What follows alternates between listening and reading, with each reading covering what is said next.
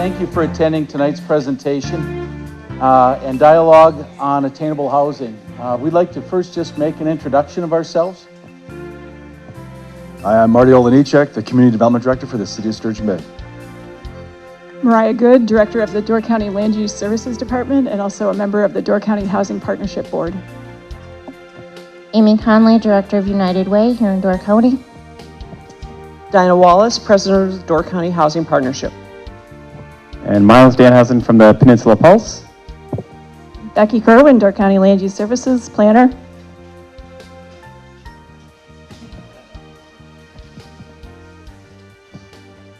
We'd also like to thank Sturgeon Bay Schools, Dan Chernagel and Sturgeon Bay Schools for the use of this great facility.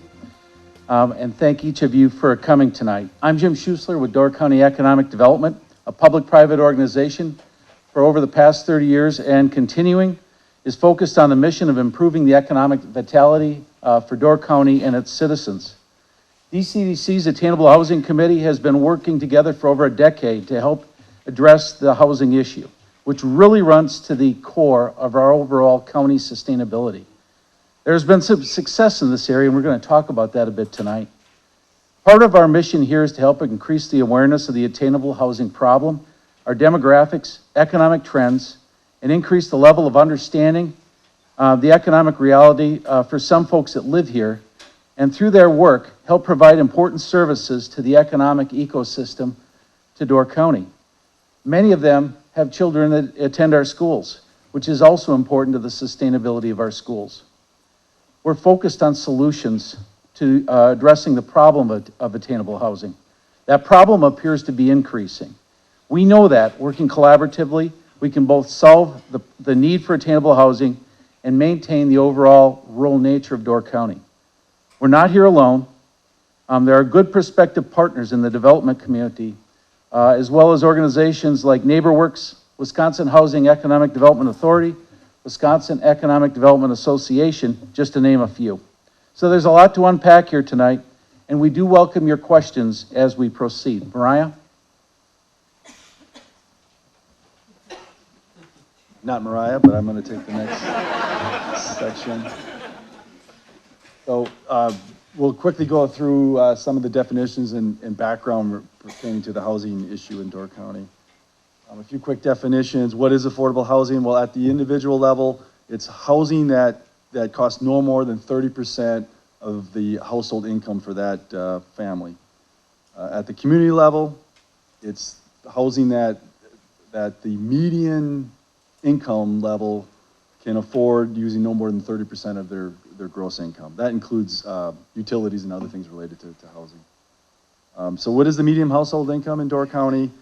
It's $56,500. That's the point where half of the households in Door County earn more than that figure and half of the households earn less than that figure.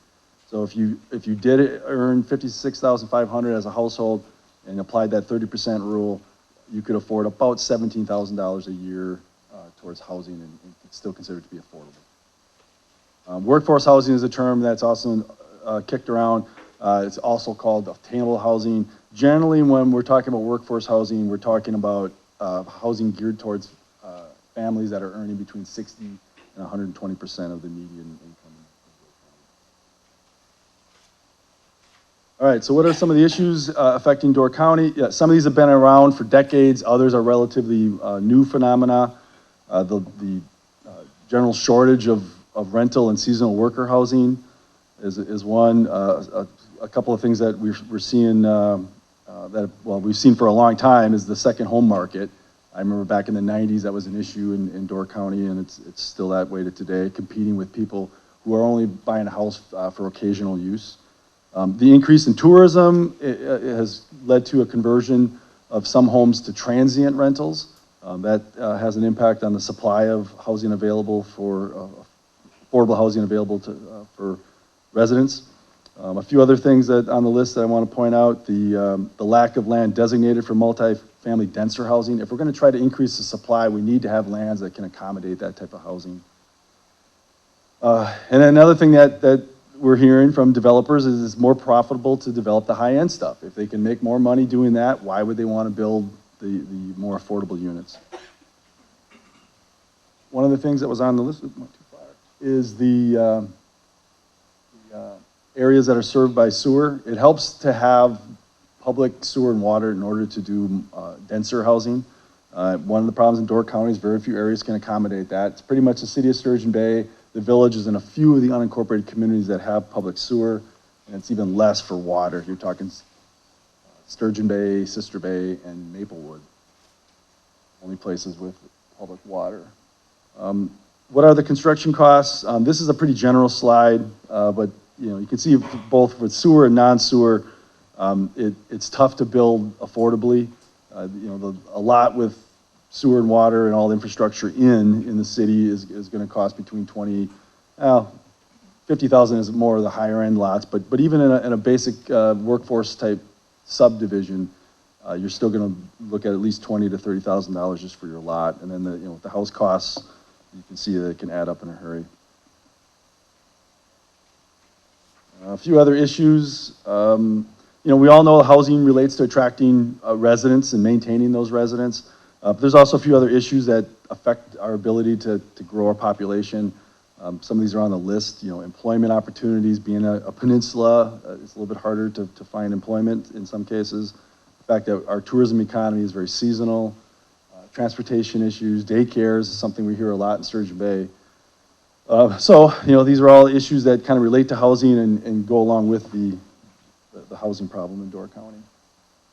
Regarding the aging population, this slide's kind of interesting. We all hear that, sometimes it's the oldest county in Wisconsin, sometimes it's the second oldest or third oldest. Regardless of what actual ranking Door County has, we do know that we're older than the state.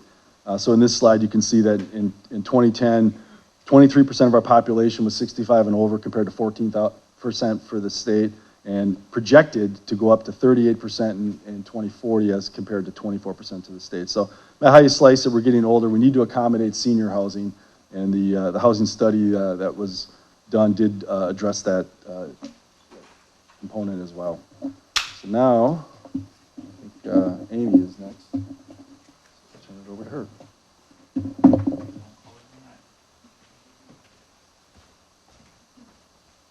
Good evening, everyone. So, I thought everyone was employed. We hear about this unemployment. We have no unemployment. Everybody's looking for jobs, or excuse me, all the employers are looking for jobs. Everyone's employed. So shouldn't we all be doing well in Door County? Well, representing United Way, I'm here today to talk about ALICE. ALICE stands for Asset Limited, Income Constrained, Employed. So who is ALICE? Somebody's singing it in their head, I know. I do every time. So 17 different states throughout the nation that have United Ways have collaborated with Rutgers University in northern New Jersey to complete the ALICE study. So the data that we have is based on local data that has been analyzed at the state level and then analyzed through Rutgers University to make sure that we're all 17 states are comparing their data in the exact same way. If you look at the two purple sheets, and I know the lights are dim, so you can't necessarily see, but the two sheets that you picked up with a lot of, oh, thank you. Look, you ask and the lights magically appear. So if you look at this sheet on the top chart there shows the percent of poverty on the bottom of that bar graph, and then it goes up to the percent of population that's living in ALICE, so that asset limited, income constrained, employed, those folks struggling to make ends meet. And then the upper section of that is the folks that are hopefully able to have a stable household and make ends meet. The back sheet of that, in very fine print, so you can read that at home, in the upper right-hand corner has it broken down by community in Door County to see how many households within each of our communities are in either poverty or in our Alice population. The sheet that I really want you to look at now is this one, the one with the two large charts on it. So the top of that is the survival budget. So a single adult, such as myself, is on the far right-hand side, and then the left-hand side. Wow. I took cold medicine, sorry folks. Left-hand side, and then on the right-hand side is 2 adults with 1 infant and 2 preschoolers, and every family situation is there in between, assuming there's 2 kids in the household. So the Alice study looked at all of our various budget categories. So housing, which includes your utility costs. As a single adult, if I'm making $10 an hour or $9.98, I can afford housing with utilities of $500 per month. Go ahead and laugh. We know that doesn't exist. Food, $158. Transportation, not including a car payment, so just my auto insurance and then my gas, my tire rotation, oil changes, those sorts of things, $349 per month. Healthcare, so whether that's some of my out-of-pocket expense, my prescription costs, whatever that might be, $214. Miscellaneous, they budgeted 10% for miscellaneous, $151 per month. Technology includes my phone, so that could be my Wi-Fi, my data package, whatever it might be for me to have the technology that I need. Taxes, and then your monthly total and annual total. So those are your bare bones just to survive, folks, on the top. If you go down to the bottom, you see the stability budget. And that's that now we've moved out of federal poverty, we've moved out of Alice, and we're stable. So then you can see there that single adult needs to be making $16.58 an hour, and 2 adults with 1 infant and 1 preschooler combined somehow between those 2 adults needs to be making almost $54 an hour to make ends meet. So we wanted to point that out to you so you could see that. So this slide just reviews those survival budgets. If I'm a single adult, $20,000 a year, and then as a 2 adult, 1 preschool, 1 infant, up to $58,000. And then the stability budget, $33,000 for that single adult, and then $107,000 for that family. What we really wanted to point out to you as well tonight is how Door County compares to the rest of Wisconsin. So in 2010, the poverty percent of folks in poverty in Door County was 9%. In 2016, 10%. The folks in Alice, 18% in 2010, for a total of 27% of our population struggling. And then jumping ahead to 2016, a total of 32% of our population is struggling. You compare that to the state had a combined total of 37% in 2010, and then a combined total of 38% in 2016. So as you can tell, things in Door County are getting a little worse. We're having more people, a little bit more in the poverty, but definitely a lot more in Alice, in that group that's working but struggling to make ends meet.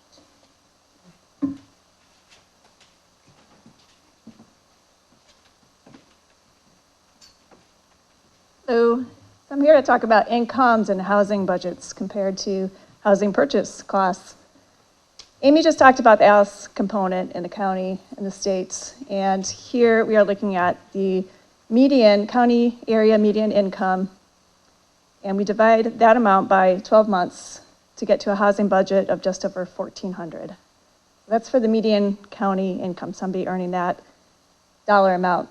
And then on the bottom here, Alice, for an Alice survival household, can only afford that $733 amount, and the stability household can only afford a couple hundred more than that. So when you look at what Alice says households can afford, it's well below what somebody making the county median income can afford. And so when we look at some home purchase statistics in the county, you can see in the lower right-hand corner we have the median inland sales dollar amounts for Northern Door, Sturgeon Bay, and Southern Door. So we're looking at just homes that are inland, no waterfront, no water view for those three areas. And a typical mortgage payment for those median homes for Northern Door, Sturgeon Bay, and Southern Door are there in the upper right-hand corner, and then we have the home loan assumptions in the lower left-hand corner. And so we took 8 occupations that are earning below the county median income. Some are very close to the county median income towards the top there. So 4 of the occupations are between the median household income and the ALICE stability budget. And then we have 4 occupations that are below the ALICE stability budget, but still above the $7.25 an hour minimum wage. And so this first slide, we're looking at a patrol officer's income, entry-level wage. Take that person's wage, divide by 12 months to get to a monthly housing budget. And we have to consider that that person will probably have student loan debt from an associate's degree from a community college. So the center column, we're looking at no debt. The right column, we're looking at some student loan debt. And so when we factor in or multiply by 30% the HUD definition of housing affordability, and then factor in student loan debt, we're looking at a pretty significant gap in Northern Door between what a patrol officer can afford for housing and what a typical mortgage payment would cost in Northern Door. And then Sturgeon Bay and Southern Door are more affordable, but not in Northern Door. So you may ask, well, why should we expect somebody earning entry-level income to afford a median-priced home? Well, remember we excluded the waterfront, water view homes, so we're just looking at inland homes. And the waterfront, when we consider waterfront and water view, they're all pretty significantly higher than the inland median home prices. And our figures are probably also very optimistic because we're using pre-tax income per the HUD formula. Many buyers put less than 10% down. Many buyers typically put 5% down. Mortgage payments don't cover utilities. For HUD, affordable means your housing budget is covering the utilities also. Then we also did not consider car payment or credit card debt in our calculations. So next I'm just gonna quickly flip through the remaining occupation slides. So you see here, this is a registered nurse, somebody who needs a 4-year degree, so they're going to have twice the student loan debt as an associate's degree. And you can see the gap has gotten wider in Northern Door in red there, and then in Sturgeon Bay and Southern Door, the surplus is less. Here we're looking at a county social worker, nurse, elementary teacher. This is the first occupation that it can't afford a median-priced home anywhere in the county. All those numbers are in red there. Looking at a welder, cutter, solderer here. Construction laborer, hotel, motel clerk, and a cook. And these are all occupations that are widely needed throughout the county, both for essential human services and for the economy. And so this is a summary slide of the top 5 occupations. You can see in the upper right-hand corner, only the upper 3 occupations can afford a median-priced home in Sturgeon Bay and Northern Door. The rest of the occupations cannot afford a median-priced home anywhere. Okay, Mariah's going to talk about income and housing budgets compared to housing rental costs. All right, well, if they can't buy, maybe they can just rent. So these are what was available for rentals in the middle of April when I took a look at apartmentfinder.com.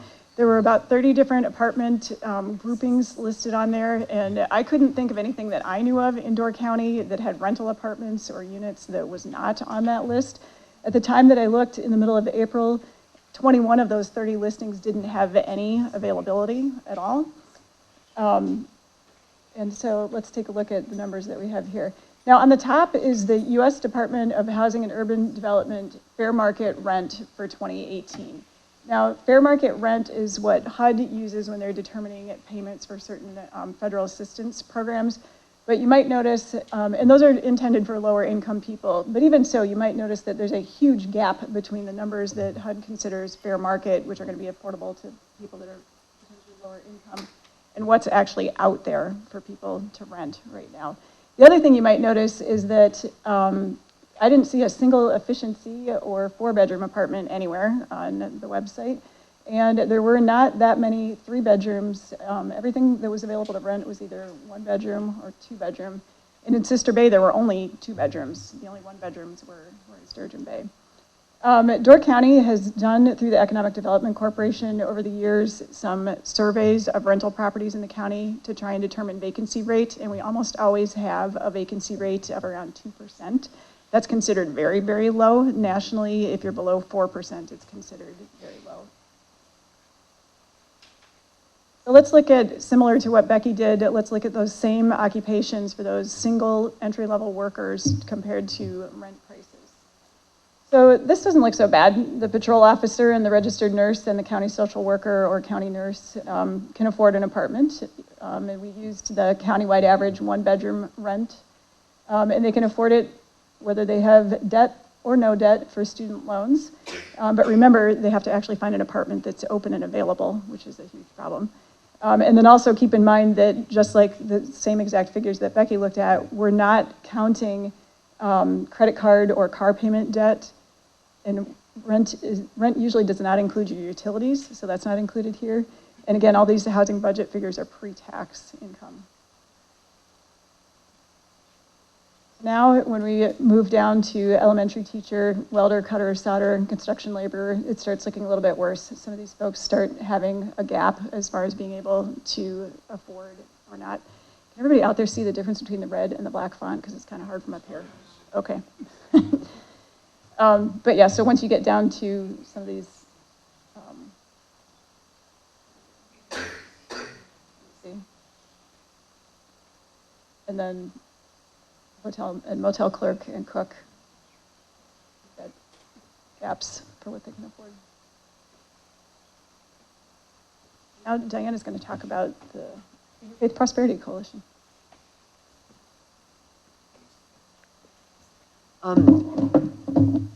My journey to becoming the president of the Door County Housing Partnership really started with a group called the Interfaith Prosperity Coalition.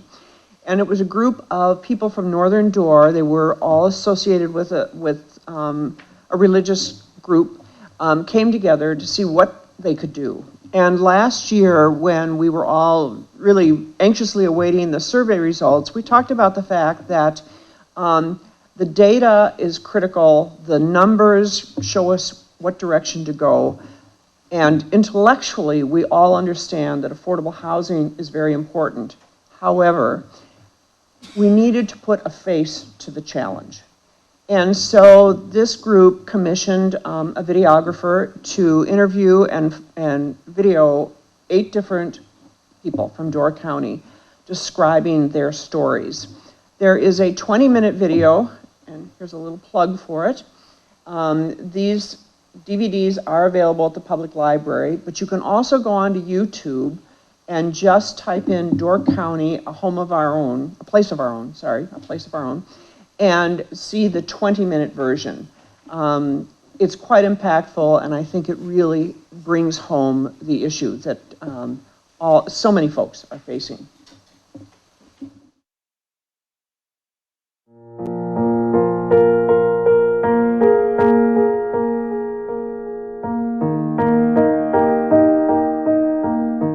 The beauty of Door County camouflages the challenges faced by our neighbors and friends trying to live and work here year-round. Finding safe, affordable, and dignified housing can be overwhelming because very little exists. Recent studies underline this crisis, but have not revealed its impact on the people who struggle to find a place of our own. It is time we hear their voices.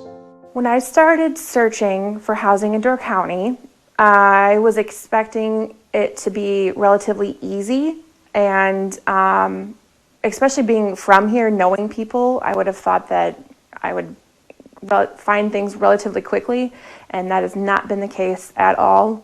I'm still looking. I'm still looking, and I've been living back home now for just over 3 years. but for pretty much for 10 days I was homeless. I lived in a tent and pitching a tent often in different places every night. And that's the way it went for a while. And then I saw an advertisement in the Pulse for a cottage in Sturgeon Bay. And I went down and met the owner and said, I'll take it on the spot. I think that if you look at places to stay up here, you better bring your checkbook, because right away I knew you wouldn't get two chances at this. The quality of the housing that those of us have to resort to due to lower income levels, I have found in the 30-plus years that I've been in Door County, is very poor. I don't think from the time I moved in to the time that I left that the heat worked. I could see through the roof, and I'd lay down in my bed at night and I could see the sky through the ceiling. And again, mold everywhere.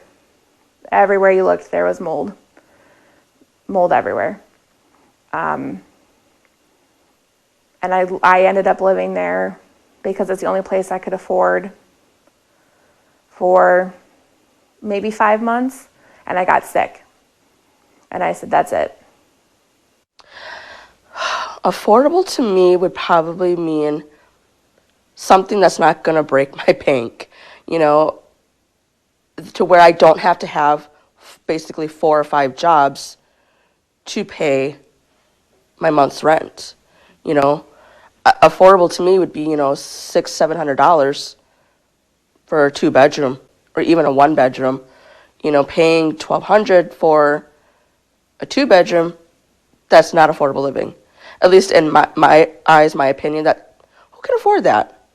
In the community we live in up here, which is, as we all know, tourism is one of our, you know, it's a big engine up here. And to have that engine run smoothly, you have to have the people behind the scenes that do the work. And over the many years that I've been here, so often these people do not have a place to live, and they actually will turn around and go home. I've seen it happen. If you really care about your community as much as you say that you do, keep an open mind and help us work through this problem, because I'd like to see my friends who are living in their cars in a home. I'd like to see their kids not have to move every 6 months because there's no year-round housing. And that's really the big part, is just remember who it is that you're forcing to sleep in a car at night. It's the woman that sells you your prescription. It's the woman that serves you your food when you go out to eat. It's the person who cleans the rooms in the hotel where your family stays. They have faces. They have faces, and I think people forget that.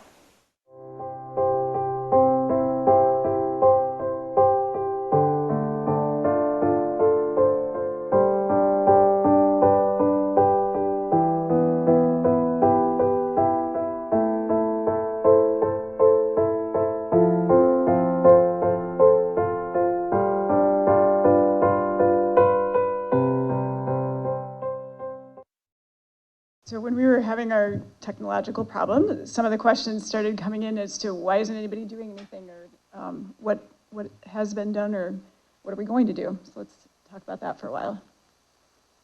So there actually, and I know this has been a problem for decades, many decades, but there actually has been a fair amount that's been going on. So I don't want people to think that nobody's been doing anything.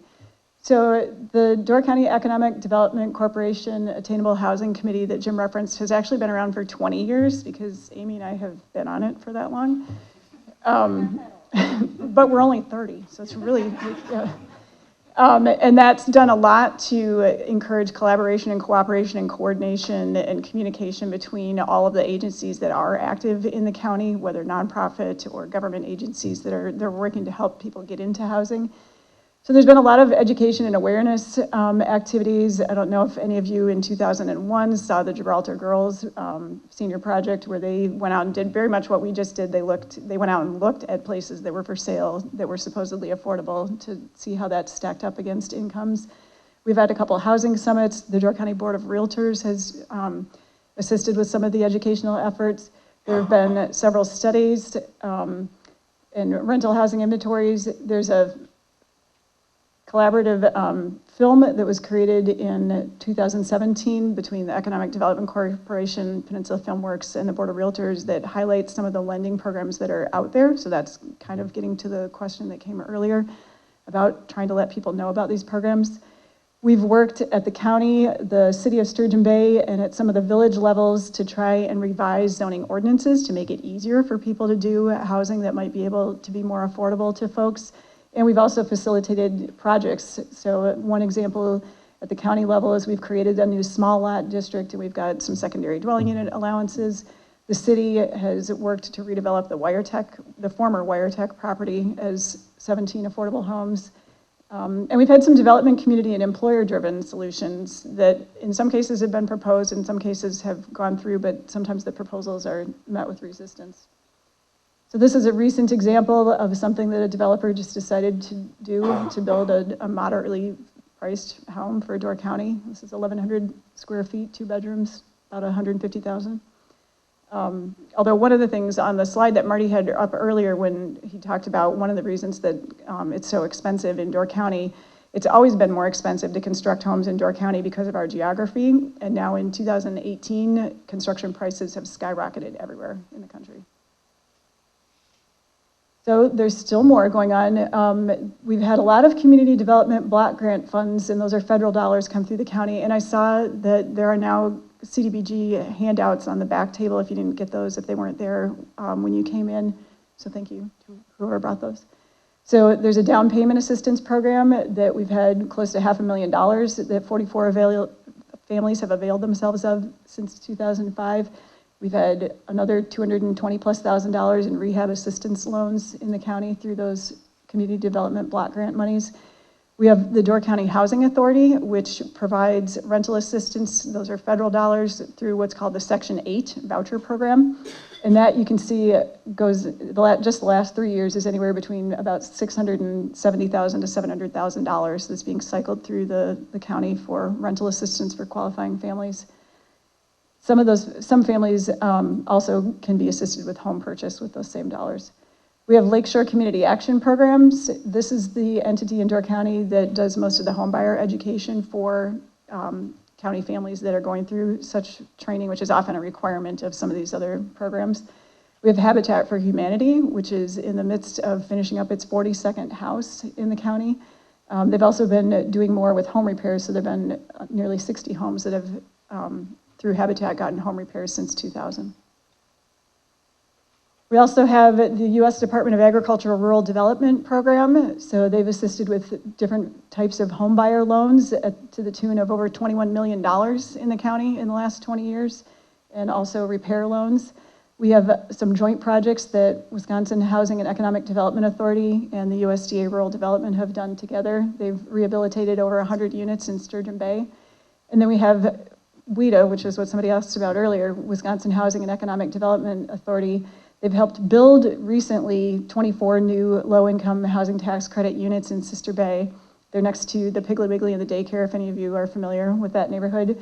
And WIDA has also provided over 130 loans to home buyers in the last 20 years in an total amount of over $18 million.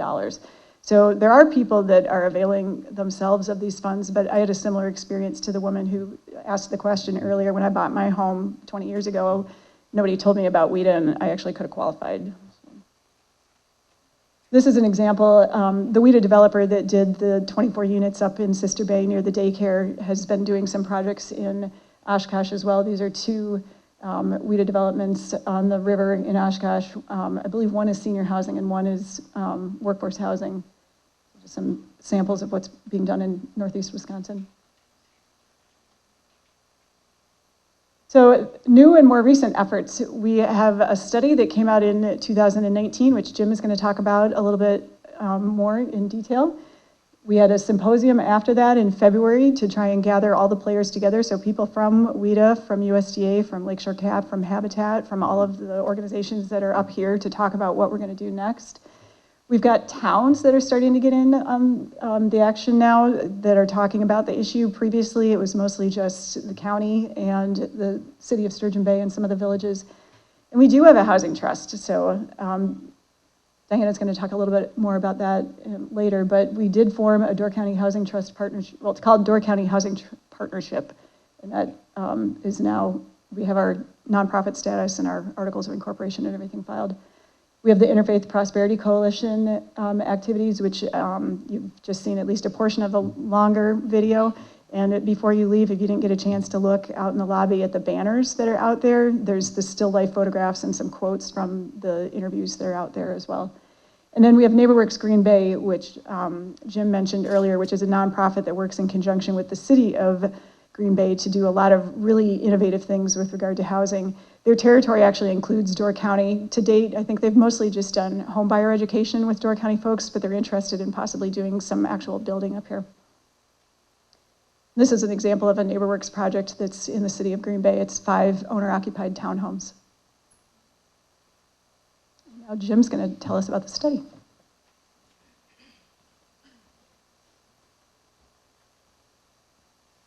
So back when Caleb Frostman was still director of the Economic Development Organization, they banded together with the public-private sector and ordered a housing study. We released the housing study results back in February, and a couple weeks later there was an article in the Pulse. Thanks, Myles. It was a letter to the editor. It's not fair to call it an article. And somebody saying, my God, we know we've had a housing study forever. Why on earth do you commission a study? And I understand that naivete. I knew a lot back before I got into economic development about how all that stuff worked, and then I learned a lot about how it really works and the importance of investing in studies on important things like this, because largely the private sector is going to solve these housing issues that have been plaguing Door County for decades. Largely the private sector has already been solving it, just not enough, clearly. And so getting that study done really helps those developers with the metrics, the numbers, what is needed. And so it gave us some really good data to use. And now we're going to work in using this data. So the housing study broke the county down in 3 sections, as you can see. So, am I in trouble, Eddie, if I move over here? Okay, thanks. Northern Door County, as you can see, is anything north of Sevastopol. Central Door County encompasses the town and the city of Sturgeon Bay, the town of Neswapi, as well as the town of Sevastopol. And then the southern portion is everything else in Door County. It focused on 3 important areas: year-round workforce housing, which has already been identified what that means; senior housing, which we've definitely identified a significant need for; and then seasonal housing beds.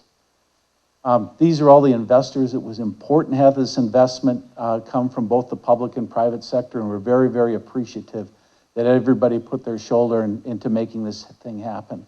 AECOM was the consultant that was chosen. So here's the numbers, and just to give you a little background, it takes a look at 2010 through 2017. That's pretty much after the Great Recession, up until about the time that the study was getting rolling. And then there's another period going from 2018 to 2023. Well, a bit about development is if we signed on the dotted line with a development in the village of Sister Bay today, it's the likelihood that probably would not break ground until next spring, especially in Sister Bay because they've got some very, very complicated rules on development, which means it would not come online until, chances are, 2021, well into that window. So when I look at the numbers here, we had a huge gap from that 2010 to 2017, but I also pretty much absorbed that 2018 to 2023 because we're about halfway into that development window. So workforce rental apartments, what it called for in Northern Door County was 140, within that second window, 65, so 205 units. Central Door County, it called for 330 plus another 45, so 375. Southern Door County, according to this study, was in good shape as it related to workforce apartment units. So we know in Sturgeon Bay, we've got 162 apartments in some stage of development. We've got another city with a pre-annexation agreement, Mayor Ward told me is very close to moving forward. That'll give us another 60 behind target. But as you can see, even with all that housing in the pipeline, and it's been absorbing as quickly as it comes online, we have incredible need just to catch up with the backlog that we just didn't develop after the Great Recession. And then we've done very little to touch that need in Northern Door. Owner-occupied units, that would be largely single-family homes, also condos. We've got a need of 40 and 30 respectively, and you can see that virtually all of them are at price points of $60,000 to $125,000, and we currently don't have anything in that kind of stock really available, especially in Northern Door. Senior housing is something that really identifies all of the need being in that future window, 2018 and forward, but I can tell you that I'll bet you I had 50 calls from people that would meet this criteria right after our housing study came out saying that they would rent something or buy something tomorrow. So you're seeing substantial need here for the rental apartments, 60, 135, and now we see some need in Southern Door. And then the owner-occupied, nearly 600 units of owner-occupied between Central and Northern Door combined. And then the seasonal housing beds, which all of industry, all of our businesses have been solving this all along. I'm pleased to say that we do have one business plan in development that would put a little bit of a dent in some of this stuff. But this is the problem that's constantly been happening here for decades and decades in Door County, is dealing with the need for seasonal housing. The J1 visa worker workforce has gone over 500 now. It's grown for 5 consecutive years. And that certainly requires the need for these seasonal housing beds. So AECOM gave us a lot of recommendations. A lot of them we're moving forward on. So it talks about TIF, tax incremental financing. Of course, that help, we can potentially solve that in our villages and our city, but it doesn't give us anything with TIF that we can do in our townships, and we have several townships. And then the grant programs that we've already talked about. And then, of course, the collaboration amongst all these groups. And as you can see, that's definitely happening and has been happening for some time. Specific actions, Mariah certainly went in depth, and she could go even deeper between she and Becky if you'd like to, on all of the depth of all the work that on zoning that's been taking place. And then encouraging a lot of different cooperation, collaboration between groups to help address the need. Marty? Thanks again, Jim.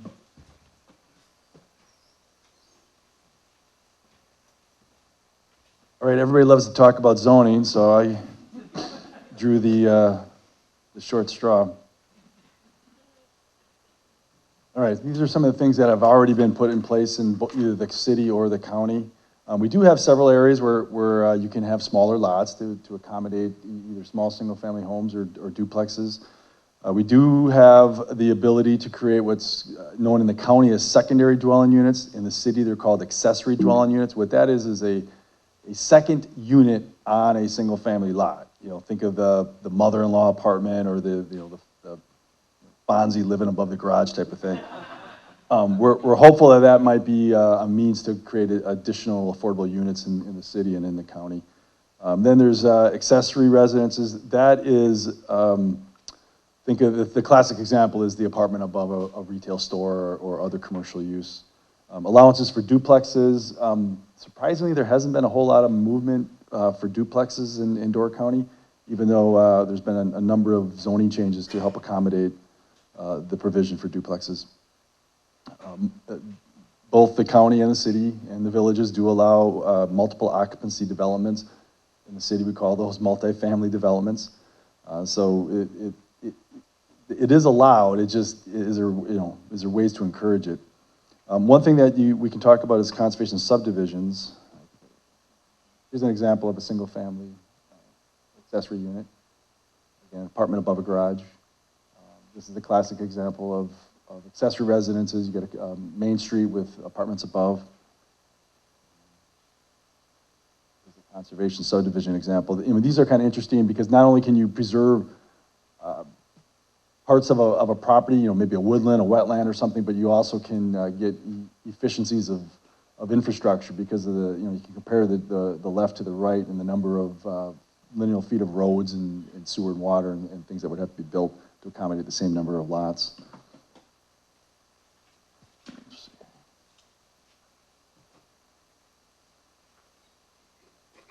All right, continuing on.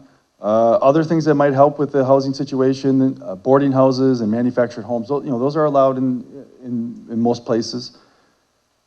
In the county, this doesn't apply to much of the city, but in the county you can split off a farmhouse from an agricultural parcel, and you can also create a small lot of an agricultural parcel for like someone that's either a family member or working in the agricultural field.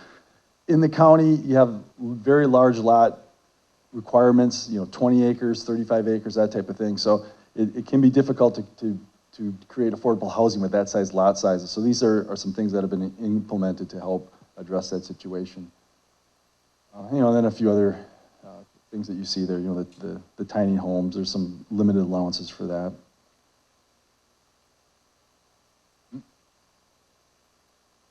All right, things to still do. It's one thing to have your zoning code have a allowance for certain things. It's another thing to map it. So just because you create a district that allows for higher density doesn't mean it's going to happen if you don't actually map it in your community. We're seeing that in Sturgeon Bay particularly. Very difficult to find areas that can be used for apartments. Almost everything takes a rezoning or some other special zoning approval. Even that example that was shown earlier of the affordable single-family house that a local builder built in Sturgeon Bay, that required a variance to be able to create that infill lot. And it wasn't easy. It nearly got denied. We had another example of large apartment proposal needed to be rezoned, and due to some neighborhood oppositions, it didn't happen. So, you know, one of the comments was, well, there should be plenty of more appropriate areas for this. Well, there really aren't. There's very few areas in the city that have infrastructure and have the zoning in place. So it is something we do need to consider.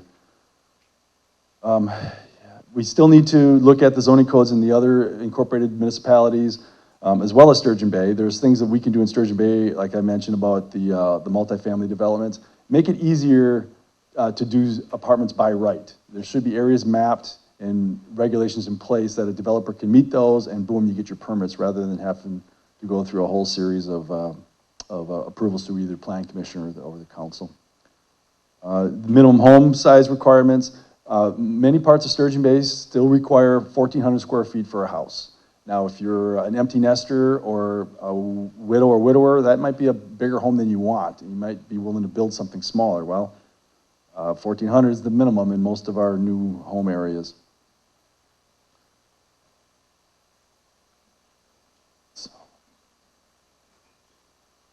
Okay, now we're gonna turn it over to Mariah, or no, to Diana, okay. And I don't have another video.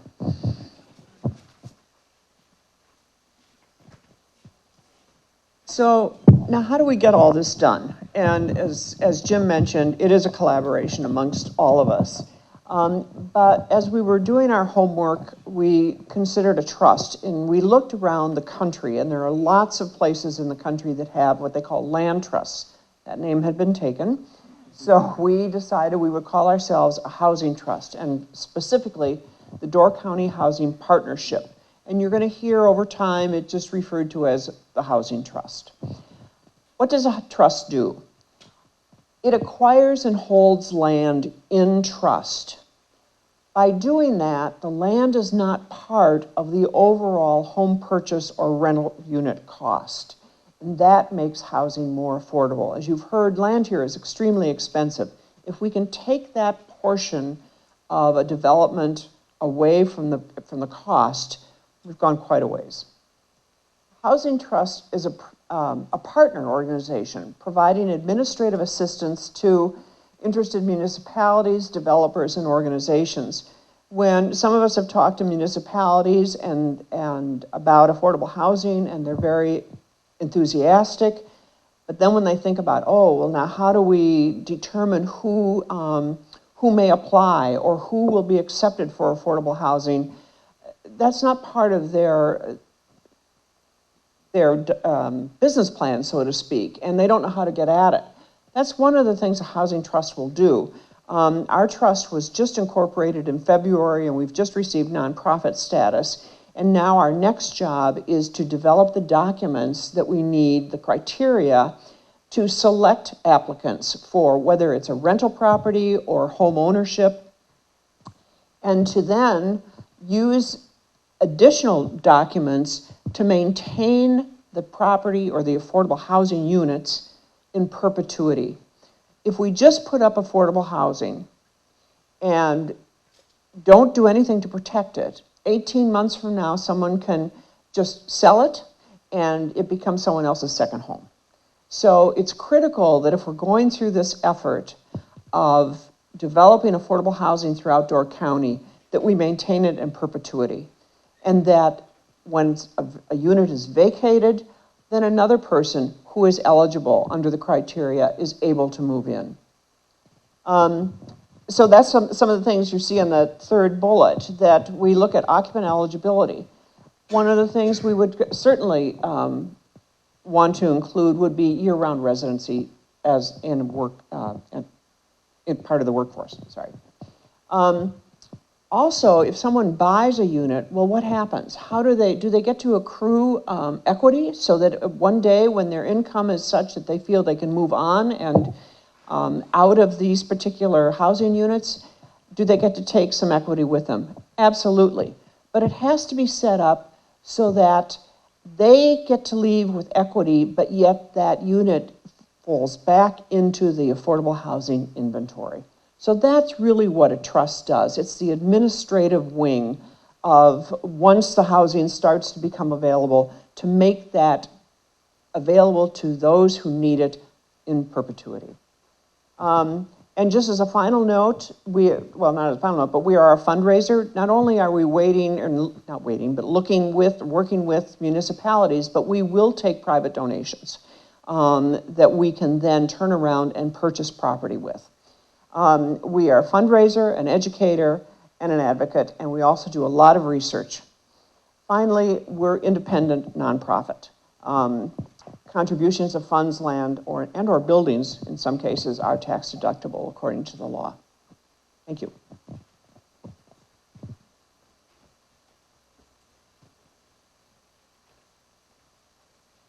So what's next? There are a lot of next steps that we're accomplishing right now. We've heard probably enough about zoning to satisfy you for this evening. The housing partnership. A couple of important things to be aware of is on June 14th, on that Friday, we're going to be hosting a group of developers in Sturgeon Bay. This is something that we did with great success in the county where I previously served, and it helped working with those developers, working with them with individual sites, introducing them to elected officials, helping them with sources, helped catalyze a lot of attainable housing development. And we expect to do that same thing here. Later on this year, we'll do the same thing elsewhere in the county. One thing I want to stress is we're not going to see a 60-plex in Ellison Bay. That wouldn't reflect the real nature of that borough. So we're likely to see in Northern Door County smaller developments. But how many City of Sturgeon Bay elected officials do we have here tonight? Awesome. Thank you for coming, first of all. Thank you to all elected officials for participating. But we've got a real opportunity in Sturgeon Bay for urban. That would be anywhere in the proximity of West School, on the west side, up into the soon-to-be vacated in the next couple weeks Nicolay building up on 4th Avenue. There's a strong drive nationally and regionally for urban places. People want walkable, they want bikeable. And Sturgeon Bay has that density that I think is going to help address that need. So there's a lot of opportunity throughout all of our municipalities throughout the county. Sturgeon Bay has that particular area of opportunity. So We've been working, I got here in July, we've been working with the city and the county and several municipalities on identifying specific sites. Liberty Grove has been very aggressive and progressive. Some months ago already, we've got something in Egg Harbor, some other opportunities, but we really want to put together a template and get some of this accomplished, and then of course celebrate success. So another question is well, what can the individual do? And you know what? There's a lot that you can do. Just one thing, all those one sheets, don't pitch them in the garbage when you get home. If you would pass them along to somebody else at church or at the breakfast shop or something the next day, take them with you and pass them along, because we need everyone to be advocates. The Pulse did a fantastic job last month with that sustainability issue. Did a great job of talking multifaceted issues on that. So there are a lot of things. Write a letter to the editor of support. A lot of misperception comes in with attainable housing. And as you can see with what Mariah demonstrated with some of the visuals here, this housing can be beautiful. And then please remember that video, that 5-minute video. You know, sometimes people's attention span don't get to the 20. That 5-minute video does a great job of demonstrating that these are neighbors. These folks were kind enough to step up. Run for office. Bunch of people did that in Sturgeon Bay, and that was transformational. Run for elected office. That's really important. And please, as you see development plans go forth, please come to a meeting and help echo support. I can tell you DCEDC, our Attainable Committee, Outreach Committee, will certainly be doing everything to support our municipalities throughout the county that want to help address this issue, because it's really going to require all hands on deck. A note on here about Habitat for Humanity, currently doing their 42nd home. The average age of the people doing that right now is 70. So they definitely would welcome some additional folks coming on board and helping them. Bob Jeske, who's been with Habitat, was a great asset as we completed our 10th high school home build that we cut the ribbon on last night. Just some other things to keep in mind. You know, maybe you can take on a roommate. Lease your rental properties. I have heard a couple of stories, and I'm not trying to bully anybody, but I've heard a couple stories of apartments that were for workforce housing, and they're being turned into Airbnbs. I'm not going to bully Airbnbs and VRBOs. There's certainly a great space for that in our economy, but let's also take heart to the fact that we definitely have workforce housing that's needed here. And then consider that secondary, that Fonzie, is that what you said, Marty? That Fonzie house, is an opportunity that you may have. So with that, we'll welcome your questions, suggestions. If you could bring up the lights, please. And then just one thing about wages, that question came up during our unplanned interim there. We are seeing wage growth in Door County right now. I'm crunching the numbers on that, but I can tell you that most of our companies, for example, in the industrial park, have been going through some what I would say would be some aggressive adjustments in their wages. And Fincanterry Bay Ship is a union shop. That last union contract showed some nice increases there too. So we are seeing some of that growth. It's never enough, but I don't want to pick on our employers. Questions? Here, I'll bring a microphone. I was just questioning the reason why the collapse or cancellation of a building project, a multi-unit project at County U and Tacoma Beach Road failed. Technically, the developer withdrew that application, but it was sort of writing on the wall. That required what's known as a planned unit development in Sturgeon Bay. Any multifamily projects that have 25 or more units automatically have to go through that process.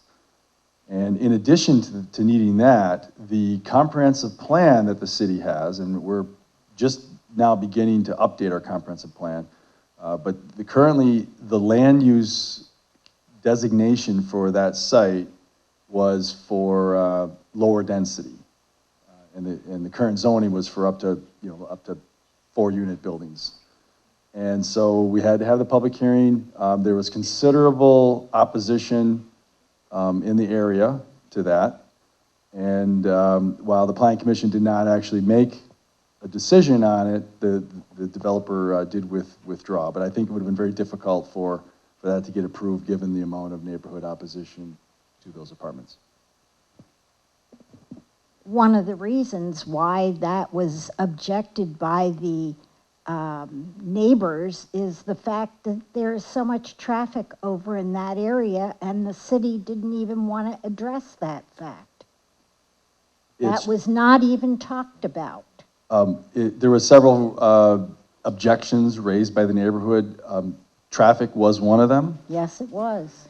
It is a state highway, so there's less ability to address that. The city did attempt to require the developer to put in a payment to help address intersection improvements at that County U, Claybanks Road, and the highway intersection. But it was never talked about to the citizens I'm not sure if I understand that comment. that as citizens, we were never told anything about, what was planned for that area as far as roadways or anything else. Yeah, currently there's nothing planned there. No, With there the isn't. addition of the proposed apartments, it was felt that would necessitate some intersection improvements at County U. But short of building anything out there, it's highly unlikely that you're gonna see major intersection improvements. There's just not enough traffic to warrant things like a roundabout like was put at Michigan Street or signals like we have at Neenah.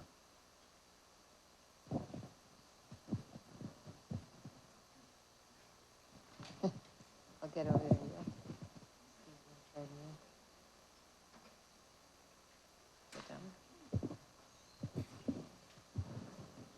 Hi, I'm Chuck Stone. I'm the construction supervisor at Habitat for Humanity here in Door County. I have a question about the housing trust. The property itself is going to be a part of the trust. How would a city tax that as far as property goes?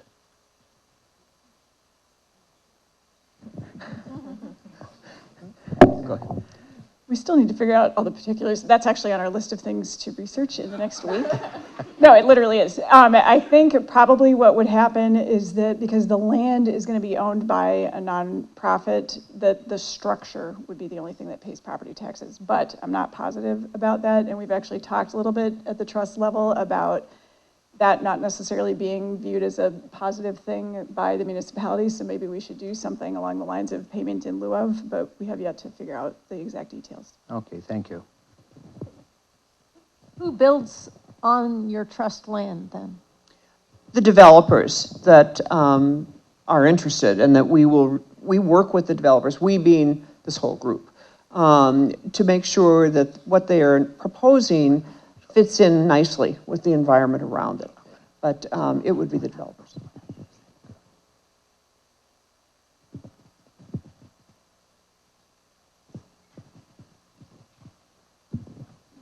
Is there a way to limit Airbnbs, the number of them, or the number of days they can rent to make that a little less appealing or taking up so much space? Good question. The state has a lot of control on that, so they've taken away local control on some of those things. There are some policy things that the municipality could do, but I'll be pragmatic, and we've kind of had some email conversations on this. This is not a proposal, we could wipe out every VRBO and Airbnb in the county and maybe impact 5 to 10 units that might become the criteria of attainable housing. So they're not the boogeyman in this. They're actually helping the vibrancy of the county. And so, our focus is on developing on sites that would be trust sites and that sort of things, other sites that we've identified, and then bringing in certain mechanisms like WEDA tax credit projects, NeighborWorks projects.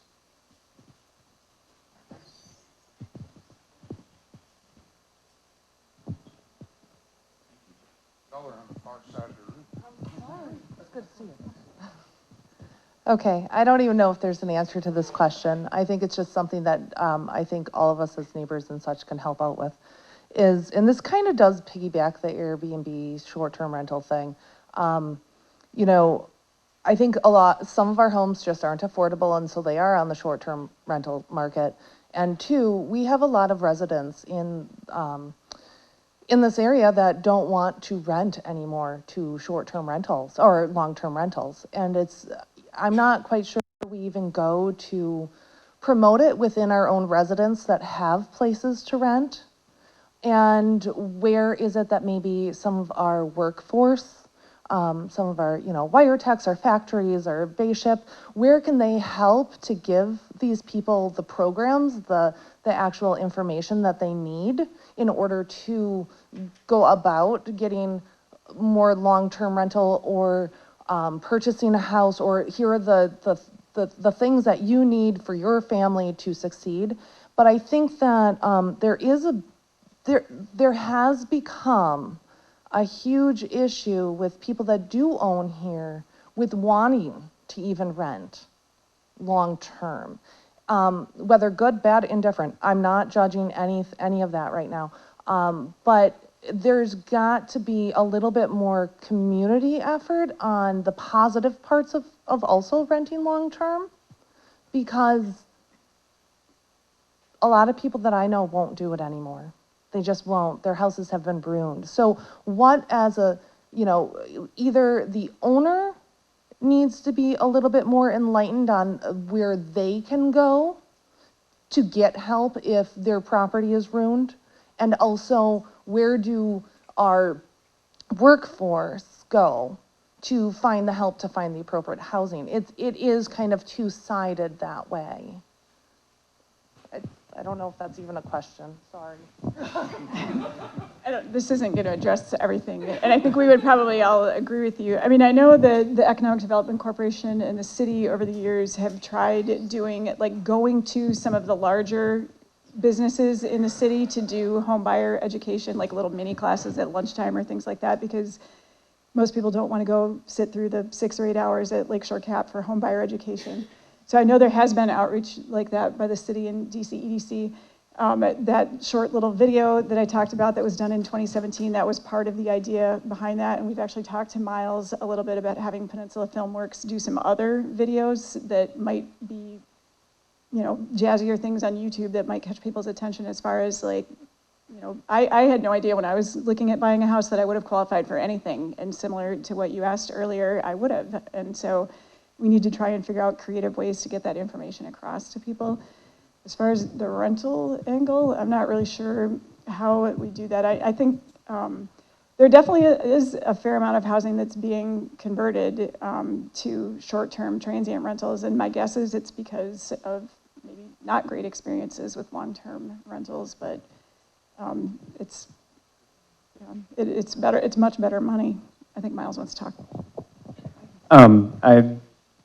This probably applies more to people in Northern Door, but raise your hand if you've heard a complaint about the housing at Camp David Fish Stock in Fish Creek. There's one. All right. Landmark Resort. Birch Creek Music Performance Center. Birch Creek has a dorm. They host a bunch of high school students. Landmark has a dorm. They host a bunch of young workers every single year for the last 25 years. Camp David has basically been the only kind of seasonal apartment complex in Northern Door for my entire lifetime. And you'd think, with all the ways that we all know neighbors speak up, but you haven't seen any of those complaints. I don't hear them. I'm at the paper every day. I've never seen a single email come across about them. So there's a perception that short-term seasonal summer residents are this huge problem and they're just going to destroy things and nobody wants them in their backyard. There's a perception that rental apartments at a lower income level are going to ruin our neighborhood and nobody wants them in their backyard. But you don't actually see the reality of that. Yes, there's problems. I've been that bad renter. I have lost a couple of security deposits, but there's also some perception from landlords, especially local up here, having lived several years in Chicago, where landlords are much more cognizant of the laws regarding what you have to provide to a renter. Up here, most of them aren't. A lot of the people who rent out their home aren't cognizant of that at all. They think they can You move out, well, you should have to pay to redo my rug, and I'm gonna have to have anything cleaned, you're gonna pay for my cleaner, I'm gonna keep your security deposit to repaint the walls. You can't do any of that thing, legally, you can't do that. But most renters don't know that, so they get shafted on that too. So there's a lot of non-resident landlords up here that do a lot of these seasonal housing. They're not around to take care of maintenance. I've been the guy who rented houses that, all right, I put the plastic on the walls, I do the maintenance, I cut the lawn, I do everything just to make that guy keep renting his home so I don't have to move every 6 months or a year. I lived in 15 to 17, I lose track, 15 to 17 different houses between age 19 and 32 in Door County. Always full-time employed with multiple jobs, but I begged people to take things off of a seasonal weekly vacation rental so that I could rent it. And after a couple of years, I actually persisted and got someone to do that for me. But that's the kind of situation that exists out there. I don't know, that may have been more of a story than an answer. So 2.5 years ago, a little over, my wife and I moved up here from Green Bay, and we rented a home for 2.5 years. We made a decision in January to go out and see what the home market was in Sturgeon Bay. And it was either buying or building. We're kind of looking into the different options. And underneath the $200,000 price point, well, 150 to 200 grand, you're dumping $30,000 into your home. You're gutting everything out of it because the carpets are terrible. It needs new cabinets. It needs a new kitchen. So you have 30 grand going into this thing. So then we said, well, if we're going to put 30 grand down, we might as well build a nice new home and put the down money on a new home. And we found out that you cannot build a home in Sturgeon Bay that's under 1,400 square feet. It's my wife and I. We don't have kids. We need a 1,000 square foot home with a 3-car garage. I got toys, right? I'm just saying. And we wouldn't build a crummy 1,000 square foot home. It would be a nice home. And I asked the developer, I said, he said, you can't build that. You'd have to put a walkout basement underneath it. So that jacked the price up to 260 grand. Well, I'm not doing that. So I asked him, why can't we build a smaller home in Sturgeon Bay? And basically it's because he said, if you put a $200,000 home next to a $300,000 or $400,000 or $500,000 home, what happens to the value of their home, and what happens to the value of your home? I don't have information on what would do to the value of the neighboring home, but what I can at least give you a little perspective on the size of the house. During the presentation, you heard me talk about how that's one of the issues I think needs to be looked at. Many years ago, the first go-around of the city of Sturgeon Bay looking at its zoning code for impediments to affordable housing occurred in the pre-recession. And a whole checklist of potential ordinance changes were developed and studied by the Plan Commission.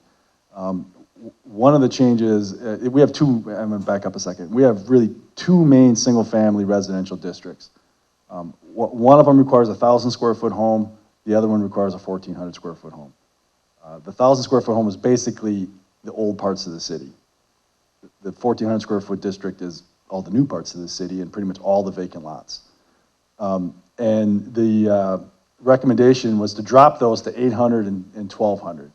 Well, the city did adopt going to 800 in the older parts of the city, but there's only a handful of still vacant lots there. They opted to keep it at 1,400 in the newer parts of the city. So again, it didn't really address the issue that people like yourself that don't need that size of a home. We even had a Habitat for Humanity lot, donated lot, and it broke my heart to tell them they had to build 1,400 square feet. They were able to do it and then said never again. And so now when they get our R1 lots, the 1,400 requirement, they'll put those on the market and then try to buy other lots that they can do the 1,000 square foot. So I feel your pain, and it's probably time to look at the code again, and and maybe there's a way to apply a zoning district to newer parts of the city, particularly brand new subdivisions. I get how old subdivisions that are half built would maybe want to stick with 1,400 when 85% of the lots are already built on. But if we could ever get some new development, maybe trying to apply more of our smaller home requirements to those new lots would be the answer. So if you're in county zoning, and so the city does its own zoning, the county administers zoning in 9 out of the 14 towns, and our minimum house size is only 750 square feet. And then if you're going to do a 3-bedroom home, I think it goes up to 1,000. But we're talking about dumping the 1,000 and just keeping that 750, no matter whether you're going to have 1 bedroom or 12. So that's already in place in county zoning. And then it gets super confusing because the 4 villages have their own zoning, and then 2 of the other 5 towns where the county does not have jurisdiction have their own zoning. We also have a new issue in the area where Bay Ship is contracting short-term, like the welders come in for 3 months, then they leave, and then the fitters come in for 3 months and then they leave. So they subcontract them, which also affects those of us who do rentals. Then those guys don't want leases, which means, that changes the whole, that's more of a turnover, which makes it less cost-effective to run some of those. So some of that is an issue.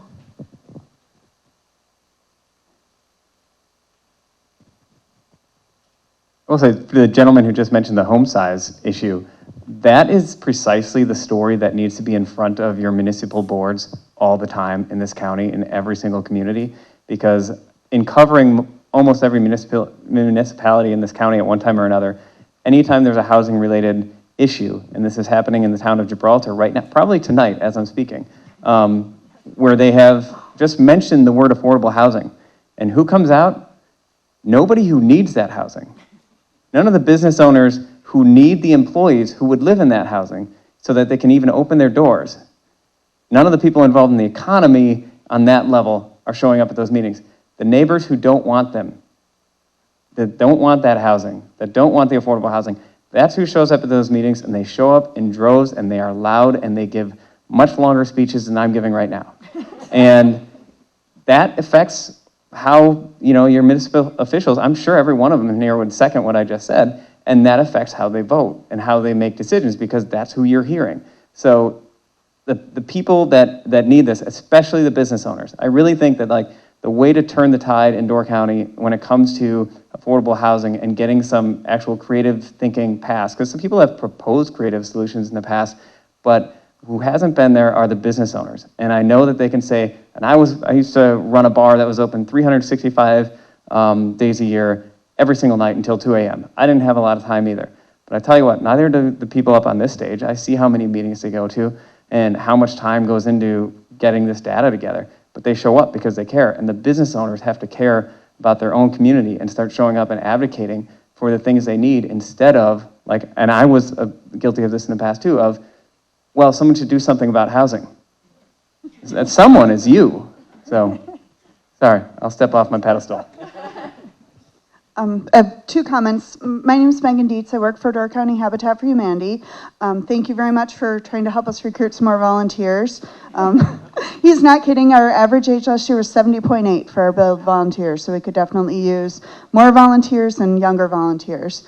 The other thing that we have a real shortage of is applicants. So if you know somebody that's struggling to find affordable housing, please send them our way. Last year we didn't start until mid-June on our build because we didn't have a family before mid-June. So we know the needs out there, we know people need it, but there's a lot of reasons they're not applying. But if you know somebody that's struggling for affordable housing, please send them towards Habitat. We need volunteers and we need families to build for. Megan, can you quickly review what the basic criteria would be to apply, so we send the correct people your way? Yes. Income has to be at or below 60% of the median income that they talked about, and we have what those exact numbers are based on family size. They have to have lived in Door County for the last 12 months before they apply. Have to be over 18, at least one person in the family does, so they can legally sign the contracts. They have to be willing to contribute time towards their home build. Every adult in a partner family is required to contribute 200 hours. They can get help from their friends and family for half of that. So they do have to contribute the time towards it. There's no fee to apply, but when a building agreement is signed, they do have to provide $500 of earnest money. And think that's all the basic requirements. There's a lot more paperwork involved and, things that we look more at, can they make the mortgage payments and all of that, but those are the basic requirements to send somebody our way.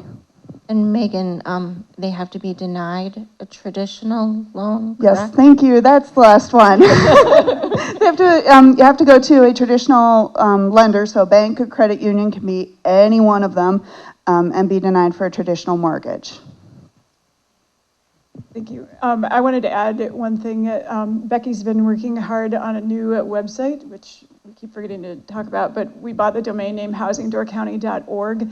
And the basic idea is to have, and we haven't figured out exactly how we're going to organize it, but information for people that are renting or who want to rent or who want to buy, or for a municipality that wants to do something, and to have information about all of these programs so that people can then, we'll basically be making links to a lot of other organizations, but we can put little blurbs like all the stuff that you just rattled off. If this applies to you, you can go talk to Habitat. And so that's what we're going to try and do. And we're hoping that we will have that up and running by the end of the summer. Yes, actually, if you put your email address on the sign-in sheet, I will let you know when the website's up and running. And that's one of the places actually that we're going to post tonight's presentation. I think we're also just going to post it on the Land Use Services website. I don't know if DCEDC is going to post it, but we can post all the handouts and everything as well. I have two questions for the trust. One is, you've talked several times about working with the municipalities. Could you expand on that a little bit? And then the other question is, how different is the trust from a housing authority? So Door County has a housing authority, and what the Door County Housing Authority does is provide rental assistance, the federal dollars through that, again, it's called Section 8 program. Housing authorities in the country are allowed to do things that are similar to a housing trust, but it's a lot more complicated and there's a lot more statutes that apply. So as a nonprofit, we can partner with anybody that's willing to partner with us to develop housing that'll remain in affordable in perpetuity. But in Door County, the Door County Housing Authority just does that rental assistance program. They do have some people every now and then that are able to transfer that to homeownership, but not very many families have done that in Door County. As far as how we partner with municipalities, like Jimmy and Diana have both said, there's a couple of towns plus the city that are looking right now at either acquiring or possibly rezoning land that they own in order to try and entice a developer to come and do affordable housing. The trust would be the piece where they can ensure that that housing is actually going to go to workforce folks, and that once it turns over, it's still going to be workforce, because I forget who said it, but with all that money that's been cycling through Door County that I had on the one slide, so millions and millions of dollars from WIDA, and I'm going to out Debbie right now, we have our very own WIDA rep here in the room, and through USDA Rural Development, we've had over $40 million come through the county in the last 20 years, but there's no guarantee that after that person gets the WIDA loan, that then the next buyer is going to be somebody who is workforce or who isn't buying it necessarily as a second home. And so hopefully the trust will be the piece that can help a lot of that. Rather than churning money constantly, we can hopefully slowly establish, or maybe not so slowly, a stock of affordable housing. I have another question on zoning. I'm seeing in some of the other larger urban centers around the country a change from lots of different types of zoning. So you've got single-family zoning, multi-family zoning, dense zoning, and then you've got same thing, light commercial, heavy commercial, blah, blah, blah, blah. It goes on and on and on. So you've got 10 to 15 different types of zoning. Some municipalities are breaking that down so that there's a commercial zone, a residential zone, a industrial zone, and then it allows the flexibility for the Planning Commission and the Zoning Board to take those bigger categories and be creative so that you've got the multifamily, the single family in just that housing zone. Can anyone talk to that and if that's going to be part of the comprehensive plan? I'll talk about the county zoning ordinance, and then Marty can explain about the city. So in the county zoning ordinance, we are guilty of having about 20 zoning districts, but that's because along the way, and Marty helped write the ordinance that's in place right now, towns, I'm not blaming him. No, I'm not. I didn't mean it that way. I meant he might have more background than I do, because there were towns that, in order to get them to sign on to county zoning, wanted their very own special district. So that's why we have so many districts. But the way the county zoning ordinance is set up, even in the most restrictive of residential districts, there is still some level of commercial activity allowed. So you can have like a low impact home occupation or something like that. And then conversely, in the county's commercial districts, every single one of them allows housing, whether it's single family or multifamily or duplexes or whatever. So we do have, in the county zoning ordinance, a pretty good mixture of things that are allowed in the different zoning districts. But we suffer from the same problem that Marty talked about earlier, which is that there's not a whole lot of vacant land sitting around that's in one of those commercial districts that allows multifamily zoning, or in the residential district that we have that allows for multifamily zoning. We all know that Liberty Grove is so much different than the town of Bailey's Harbor that they have to have their own district. But Mariah's right. There was a lot of compromises that were made back in the day just to get the whole county under the countywide zoning ordinance. I think your question, you might be referring to something that's called form-based zoning codes. In a traditional Euclidean zoning, it's the use that pretty much dictates the district. You're an agricultural use, you're industrial use, you're residential use. Under form-based zoning, it sort of flips it over, and it's more about the form of development and not the use. So it might set up a density requirement, it might set up a build-to line. So if you're in a downtown area, the zoning district might specify, all right, you need to build within 5 feet of the sidewalk to maintain that urban facade. We don't care what your use is, and you shall have at least 2-story building if you're like in downtown Sturgeon Bay, for instance, and things of that nature. So it can be much more flexible in terms of use, but it's not necessarily more flexible in terms of everything, because it does have regulations. So some communities have adopted that. One of the things that we are asking the whoever we hire as a planning consultant to look at as an option for Sturgeon Bay is form-based zoning. We don't have that in Sturgeon Bay currently. One thing that we do use regularly, though, another way to be flexible, is something called Plan Unit Development Zoning, PUD. The acronym is a little bit different from community to community, but that's a special district that has its own rules, uses and densities and things of that nature, designed specifically for a project. So for instance, it was mentioned the the former WireTech redevelopment site that the city did. That's under what's a Plan Unit Development District. It actually, in order to fit all those 17 lots in there, we couldn't just say, oh yeah, zone it R2 or R3 or something. It wouldn't to work because of the standards in place in those districts. So instead, there's a zoning district just for that area that has standards geared to what we're trying to accomplish. So the required side yards, the required home sizes, the required lot sizes, all that was kind of set up ahead of time to meet the vision of what the neighborhood and the city as a whole wanted for that site. So that's another way to be flexible.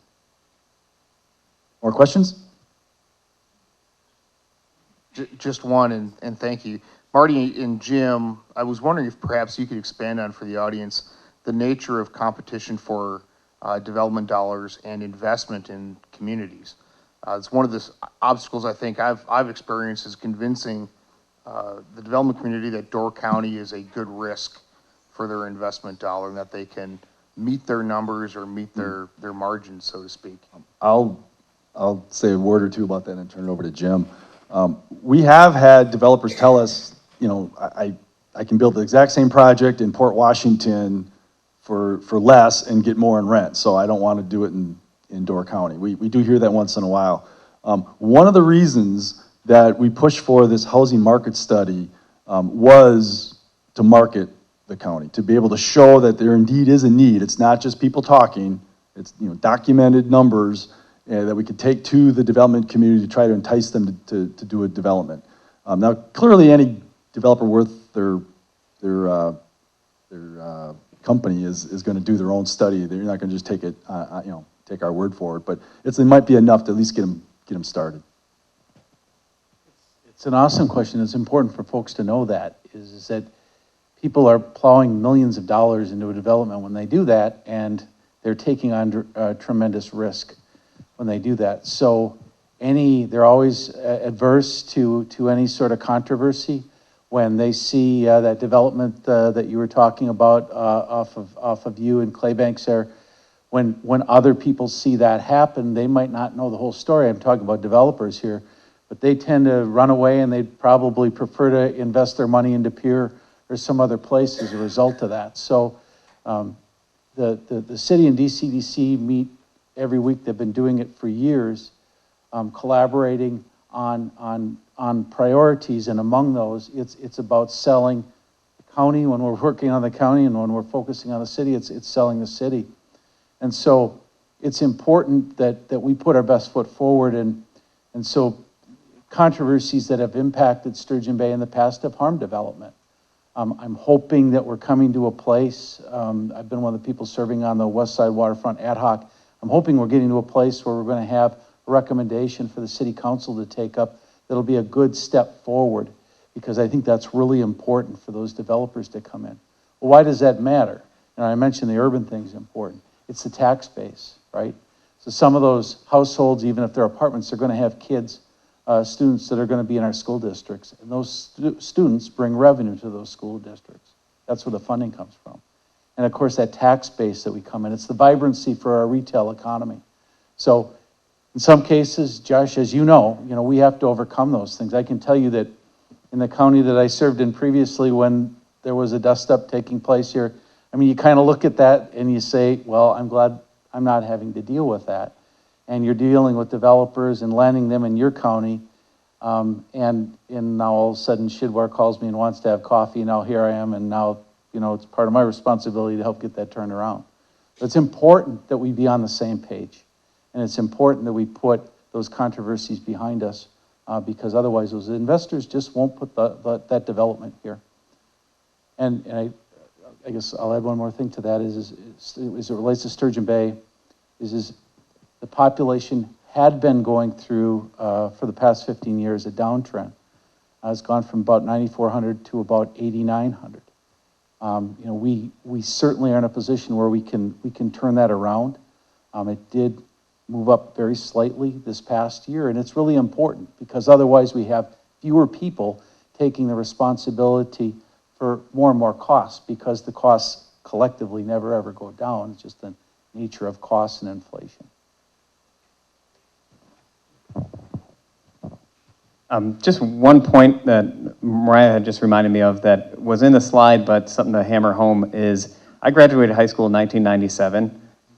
Since that year, in the collective 4 mainland schools, we've lost nearly 500 students in our high schools alone. So why does that matter when it comes to housing? Because if any, like myself, you're working 40 to 80 hours a week as a high school student. Most of the friends I went to high school with, working for their parents, working in restaurants, working for hotels. Generally, you'd actually start that at like age 11 or 12, honestly. But I just calculate it by the high schoolers. A lot of the folks that I knew from Sturgeon Bay growing up were Sturgeon Bay kids who drove to northern Door County to work at Al Johnson's, to work in the restaurants, to work at, my dad owns an Inn and Egg Harbor. He always gets his employees from, once I graduated out of my dad's employment, from the Sturgeon Bay area, or even Southern Door. People are driving up from there to work as housekeepers and front desk managers. You lose those high school kids, that means that you lose 500 students who had housing built in to their lives. So now you have to replace that with housing, and that ties pretty closely to what Jim said about 500 J1 students now. They all need housing.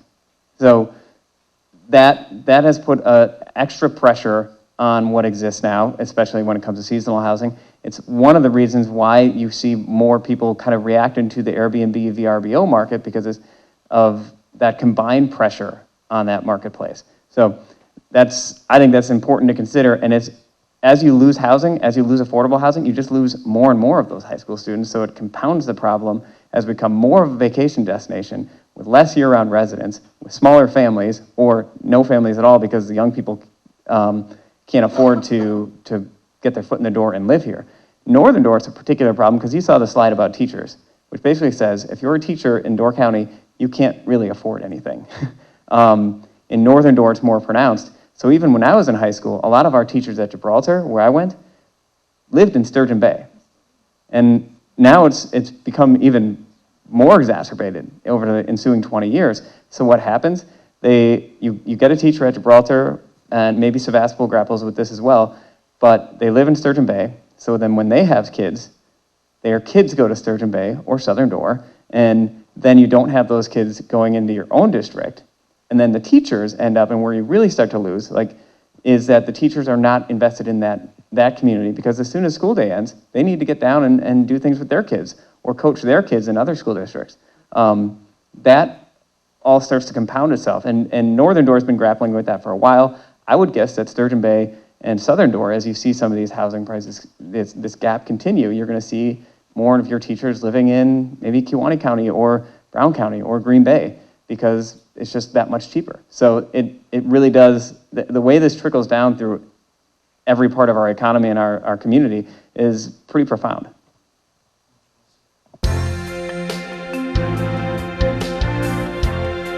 Any other questions, or should we let you all go?